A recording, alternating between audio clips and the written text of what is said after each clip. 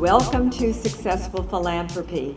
I'm your host, Jean Shafiroff. This show is designed to highlight the work of leaders here in the United States and then beyond. Today with us, we have Jay Schneiderman, and Jay is the Town Supervisor for Southampton, New York. Let's all welcome Jay. And Jay, it is so great to have you back on Successful Philanthropy. And Jay, quickly, what's new right now? What's going on in the Hamptons? Well, the last time we spoke was on Zoom, and the fact that we are in the studio, live in the studio, and I can see you and be here. It's not that COVID is completely gone, but it's still here. But as you know, being so involved with so many different charities, events are back. And with the events come the traffic, the policing, all the activity and the hustle and bustle. And it is summertime in the Hamptons. And things are sort of coming back to normal, and it is booming out here. Yes, I agree. It's been a crazy, crazy summer. There's one party after another, and I'm waking up in the middle of the night and feeling like I'm at some event or some party. But I think it's very, very good for the Hamptons. Do you agree? Well, it's certainly good for the economy to have so many people here. Not everybody's happy. There's people who get frustrated by all the traffic. Even getting here to the studios to record this show, I had to go so far out of the way to show up on time. I know all the back roads. They're not secret anymore. So people get frustrated. They get frustrated by airport noise from all the helicopters coming in. They get frustrated by how much they have to pay contractors who have to sit in the traffic to get here to fix their hot water heater or whatever it might be. So, there is a lot of challenges that go with being so busy, but, there's a lot, we have a seasonal economy, a tourism economy, and a lot of people depend upon the restaurants being busy and the stores being busy, and the buzz. And I mean, the there's rentals. Such a buzz. Yeah, there's people who are musicians who play at parties, and disc jockeys, and people who wait the tables. So having people out here, it keeps a lot of people alive. And it's a good thing. But with that popularity, there's always a downside. Well, what is it about the Hamptons that is so popular with people not only from New York State or from California, but really people from across the globe are here? We have people from Germany, from Italy, from every country, and everyone seems to want to be in the Hamptons. And there's something about it, and it's not just our beaches. What is it, Jay? Well, the beaches are definitely a part of it. Right? Yeah. We have some of the most beautiful beaches in the world. No question. And we have done, I think, a really great job in preserving our open spaces. We have great parks, we have great woodlands, we have our farms are still intact, many of them. So we have this rural character and quality. This is paradise. People come out here. There may be too many people in paradise, but there is a lifestyle here and a sense of being out in nature that is really second to none. And we have great restaurants. Great restaurants, recreational opportunities, and a lot of parties. Cultural community. Very much so. A great art scene, great music scene. But there's only so many people we can fit, right? Because we're basically an island. Pretty much. I mean, it's a peninsula, but there's only so much land that can be developed. There's only so many houses that can be here. And so that creates, I think, a supply and demand. There's a great demand and not a lot of supply. And it's hard to get a table anywhere. It's, you have to wait. And I think, but you can go to the beach and you can find a stretch of beach all by yourself if you want. So that's, I think, part of the appeal here is how popular it is, but also how you can still get away from it all and be out in nature and connect and, And have fun. And I think fun. people come out here to relax. They want the beaches, and then they want to have fun. But with every vacation spot and every community, there are also problems. So I don't want to be negative, but No, it's okay. what are some of the things that confront the Hamptons? Some of our problems that maybe we don't speak about, maybe we do speak about, but what are the big issues, especially looking forward to the future? There's a lot. I mean, we can start when you say it's fun. You know, one person's fun is another person's nightmare, right? So the person who's having the big party with blasting loud music all, you know, through the night is a nightmare for the neighbor. But that's illegal, isn't it? I think well, you sure. have to stop in But most right. And communities so at 11. we send the police over, and we send code enforcement over with sound meters, and you know, we do our best so that one person having fun isn't at the expense of somebody else. But other issues out here, I mean, certainly traffic is a very common complaint, right? That because there's so many people out here and our road infrastructure is the same infrastructure we had 40, 50 years ago. And why don't we change that road infrastructure? Is it about money, I Because guess? no, we want to stay a rural community. So if we start having 4-lane highways, you know, through Bridgehampton and traffic lights everywhere, bridges, and you won't recognize this place. So there's a certain trade-off. So we try to get more trains going in public transportation. We try to get more bike lanes. You know, people getting around by other means other than just in their car. That would help. But so traffic is always going to be a problem. But some people will get used to it and say, okay, instead of taking me 10 minutes to go where I want to go, it's now going to take me 20 minutes. Another issue that we see is water quality.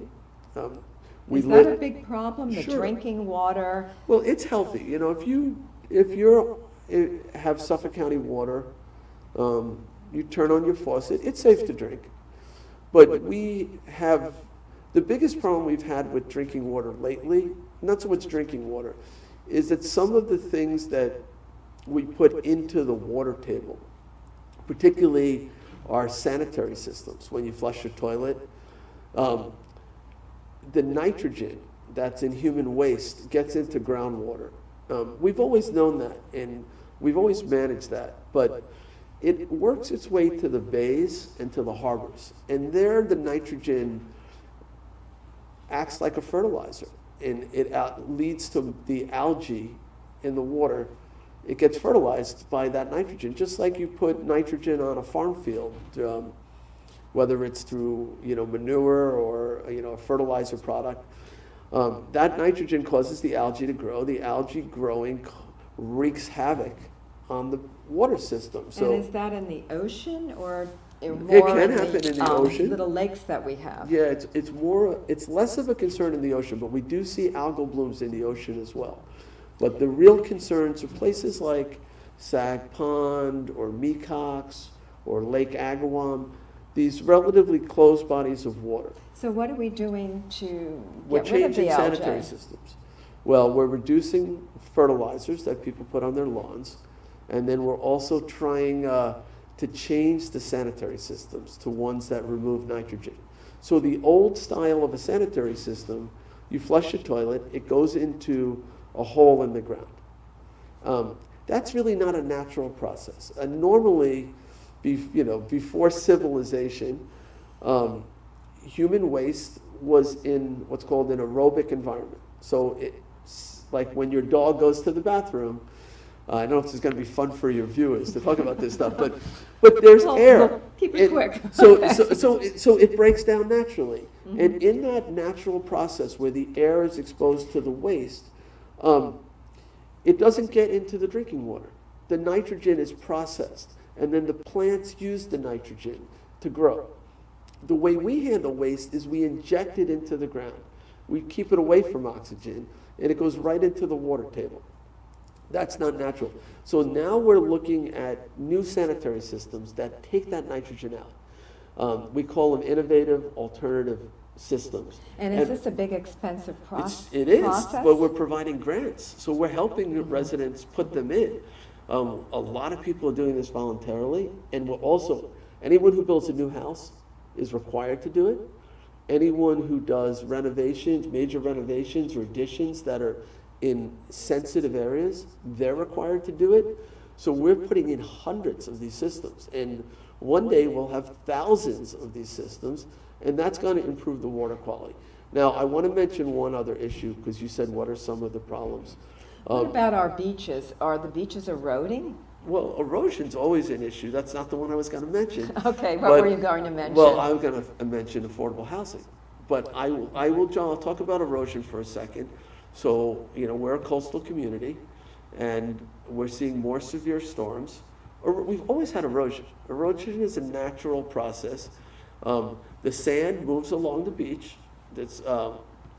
As the waves come in, it pushes the sand along and erodes, and you have these properties that are very close, and they get closer and closer to the ocean, and then they want to protect themselves, and that's always been a challenge. So people want to put rock walls in front of their homes. They want to put bulkheads in front of their houses. We don't allow that. So, but we do allow people to put sand. People have taxed themselves, and we've helped them do it, to rebuild the beaches on the ocean. I mean, the beach we rebuilt in Bridgehampton, Sagaponack was a $26 million project. The federal government is working on a $1 billion project that's going to put sand in Montauk, in Hampton Bays, in West Hampton, and a few other places. So we are... What about Southampton, East Hampton, Bridgehampton? So we've done that area with the tax district. The federal project does not include that area. So that is not getting sand. And why is that? Those areas are in pretty good shape right now. So the areas that really need the sand, downtown Montauk, Hampton Bays, East Quogue area, there's going to be a big ocean dredge. It's going to park out in the ocean, and it's going to pump sand. It'll be, this probably is not going to happen for 2 more years, but those beaches will get rebuilt. And this is a 30-year project, so they'll be back every few years and doing this. But you brought up erosion. I was going to talk about affordable housing. And, we talked a little bit about how great of a place this is. And it is a great place. And everybody wants to be here. And that tends to push the value of property up. And COVID, I understand, really pushed the value of more real estate up in the Hamptons, and that we already prices had a have high even real doubled estate. and even tripled in some cases. Right. So what do you do about affordable housing? So first we need to understand that the workers of our community cannot buy anything in our community. Certainly not east of the canal. There's no place that's affordable east of the canal for somebody who works a typical job out here. Maybe they're a waiter or a busboy or even a nurse at the hospital. Maybe they volunteer for the local ambulance or fire department. They're priced out. There's very few places even west of the Shinnecock Canal where they can afford. So we are importing our workforce from further and further away, and it's getting harder to get people because they don't want to sit in traffic for 2 hours getting to work for a low-wage job. The prices keep going up and up too, because so our businesses are really struggling to find employees. And even if they could, I have a real problem with this because I don't want to live in a place that's just an elite community. I want to live in a place that's economically and culturally diverse. I'm an artist and a musician, and most of my friends are art people too. And to see so many people have had to move out of this area, and it's like you're losing your soul when these people go. I think that we have to find ways for ordinary, regular folks to be able to stay in our community and not just be a bastion for multimillionaires. And that is a challenge, because when I say we're going to build an apartment building and it's going to be affordable and it's going to have 40 units and it's going here, you get all the neighbors opposed and suing the town. And so it's been really challenging to find ways to build housing that's affordable and provide the subsidies and the grants to do that. Now we are doing it. And there's this November, we have a referendum on the ballot. So people will have an opportunity to vote on a new tax when somebody sells a house the buyer would pay a half a percent tax. That would generate upwards of $10 million a year in the town of Southampton that we could use to help create affordable housing. That would help. If the voters decide to vote that in, that will help. Well, the taxes are already very high here, They so are. I don't know how popular New taxes this is going to typically be, aren't but popular. I do agree it would be nice to see more affordable housing. And we don't want to have apartment buildings everywhere. What we want to find is ways for somebody to buy a home who couldn't otherwise buy it. Maybe they could buy a $400,000 home, but there's nothing under $800,000. Okay, well, maybe we can help with a low-interest loan. That makes the numbers work. Maybe we can help with a down payment. There are things that we can do. We want to create apartments within homes, in garages, in basements, where workers can live, so that we're not concentrating workers in one neighborhood, in one piece of property. So rather than have 40 apartments in one building, we could have those 40 apartments spread out in a much larger area, and nobody would know they're even there. So we're finding ways to do this, and having the financial resources would help. But we're working very hard to create affordable housing, and it is like swimming against Niagara Falls, right? It's very hard when real estate values go up faster and faster than wages, and you're trying to keep people here and find ways for people to live here. So, and what about food insecurity in the Hamptons? People think this is not an issue, but I know that we have a big problem with food insecurity, just like any other community. And there are charities like Heart of the Hamptons and others that deal with this. Is the local town involved in funding these groups and helping? Sure. First of all, food insecurity is real. Heart of the Hamptons, as you mentioned, I think they provide food to 1,400 families. And then there's an East Hampton food pantry, There's and then food Bon pantry. Jovi has something going on. There's food pantries in every community. Yep. Hampton Bays has 2 food pantries. There's Riverhead, Flanders, Springs, I think you mentioned Montauk has a food pantry. Bridgehampton has a food pantry. Every community pretty much has a food pantry, and it's very quiet, right? Southampton Village, food pantry. So I could see people not being aware of it. When the pandemic hit and people were out of work, it was very clear, right? They were lining up. The volume at the food pantries quadrupled. And I was actually very, very concerned about people not having enough to eat. In fact, I worked to put together a fundraising drive. We called it All for the East End, and we raised over $1 million, which we then distributed out to all the food pantries to help them purchase food so that they could get food to people. But no, it's real. And we have people who depend on public transportation. We have people who depend upon county health clinics.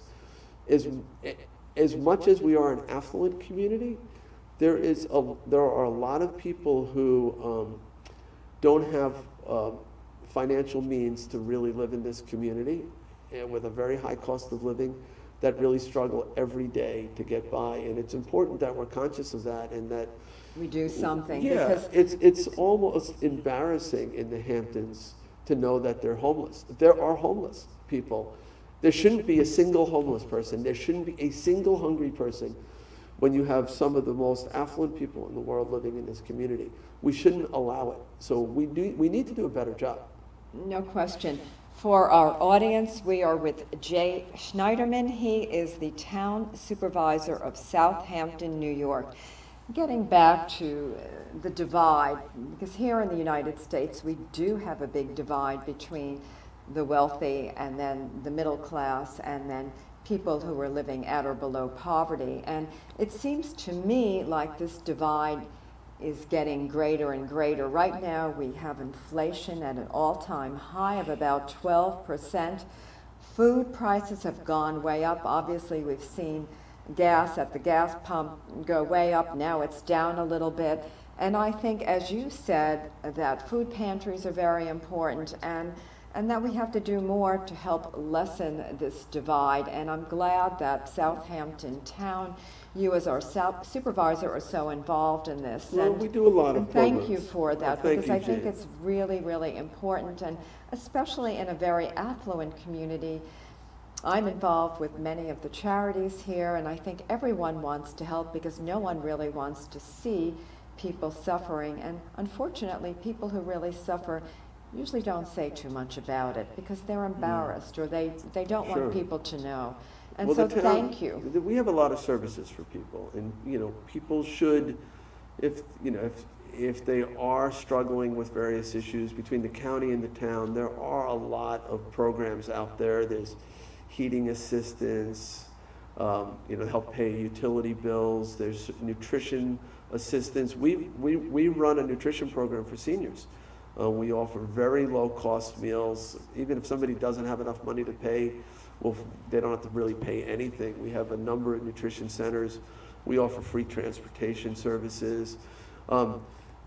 So the town, I think, does a pretty good job to address a lot of the social issues that we spoke of. But the community outside of the town is extremely philanthropic. I mean, we're really fortunate that we're able to raise millions of dollars for cancer support or for the hospital in general, for the food pantries. We have a very giving community. There was just a campaign where Citarella had people either round up or donate every time they went to Citarella. Yes, I know, because You were involved every with that, time I right. walk in and I go in and I try to give something, I figure you can give a percentage of your groceries, right, to help someone who may Yes. not have food, or for our Right. children. I think it's a great campaign. Some And do goes- they raise a lot? They do raise a lot. I think this campaign is going to raise more than the last one. And the last one raised a significant amount of money for these charities. So we're fortunate in a way. You mentioned that we have these like sort of two worlds: this people living at the bottom and people sort of living at the top.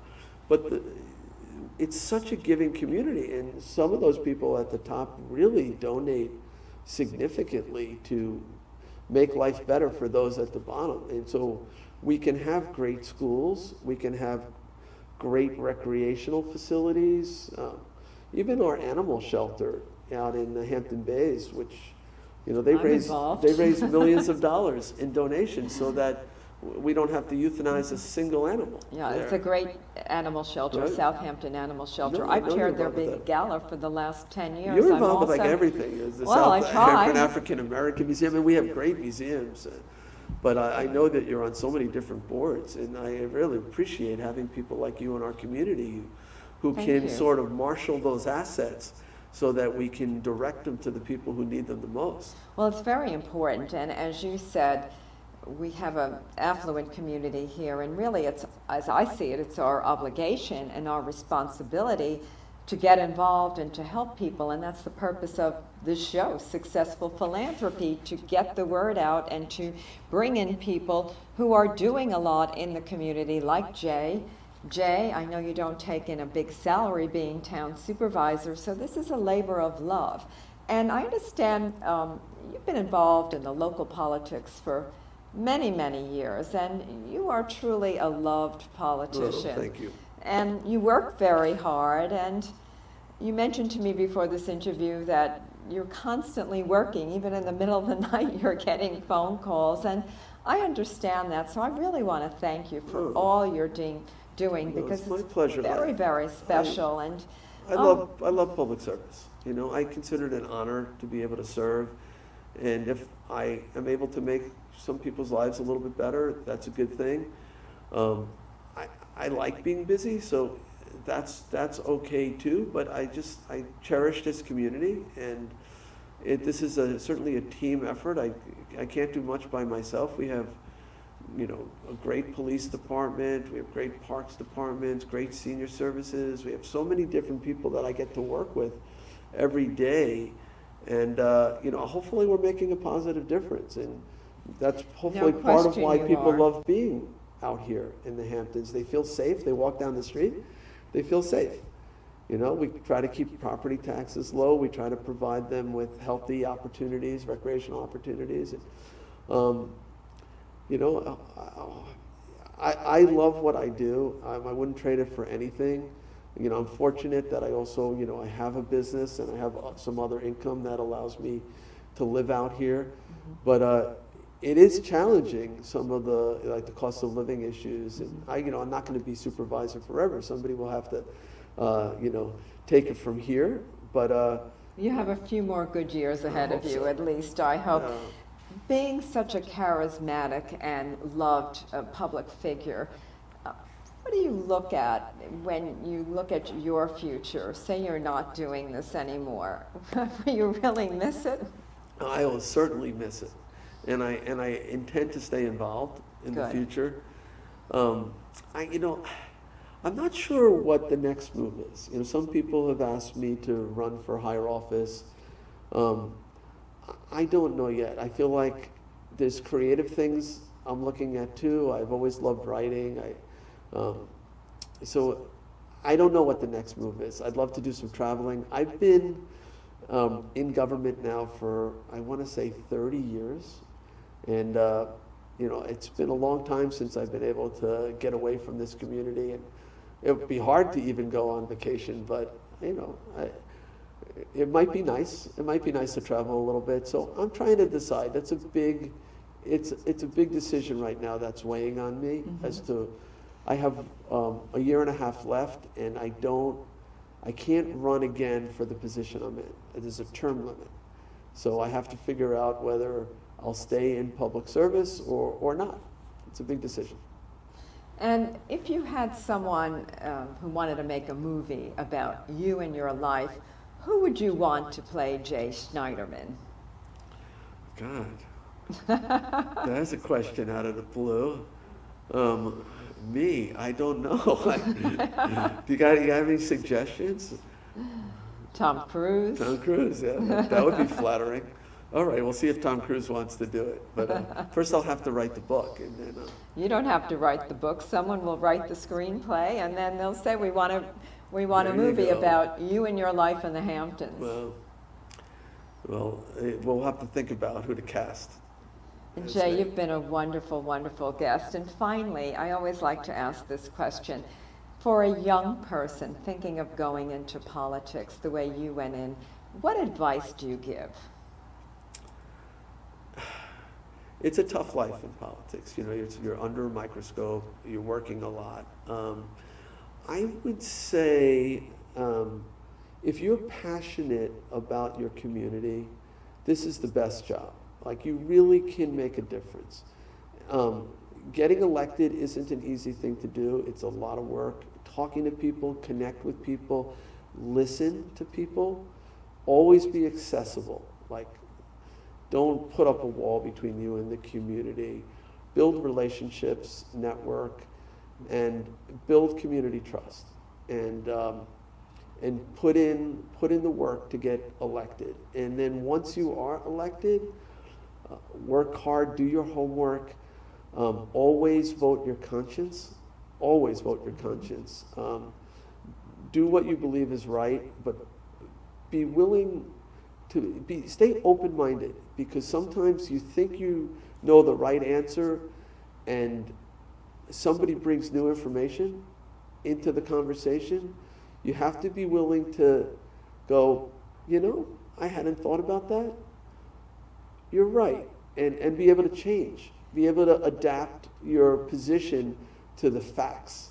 A lot of people don't do that. They get so rigid that they're not willing to bend. And you know, I try to find consensus when I can. I try to get everybody to the same place, but sometimes you can't. So you just have to do what you believe is the right thing. Always be able to look yourself in the mirror. You need to be able to sleep at night, feel good about what you did, the decisions that you make. But if you do love your community and you want to make a difference, this is a great job. It really is. Yes, so you really need to keep learning and keep listening, is what I'm hearing from you.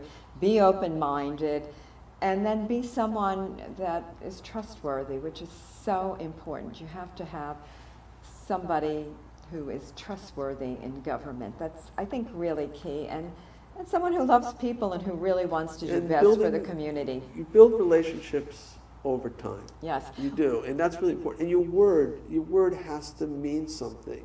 You have to build trust. If you commit to something, you have to be committed to it. And You have to keep doing it. right. Yes. Well, you've been a wonderful guest. We've run out of time, and we could go on all Oh, afternoon, absolutely. Jay.